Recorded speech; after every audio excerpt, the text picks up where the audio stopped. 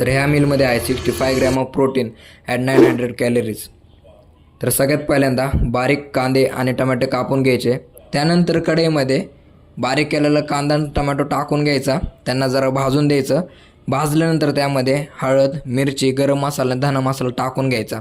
त्याला पण थोडा वेळ भाजून घ्यायचं. त्यानंतर जरासं पाणी टाकायचं, त्याला थोडा वेळ उकळून द्यायचं.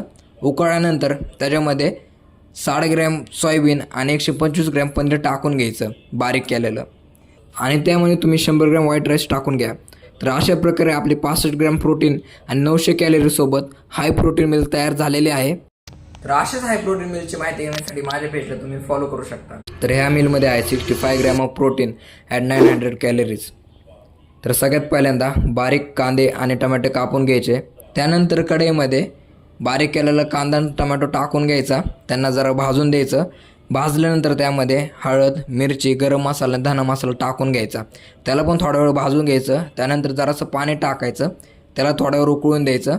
उकळल्यानंतर त्याच्यामध्ये 60 ग्रॅम सोयाबीन आणि 125 ग्रॅम पनीर टाकून घ्यायचं बारीक केलेलं, आणि त्यामध्ये तुम्ही 100 ग्रॅम व्हाईट राईस टाकून घ्या.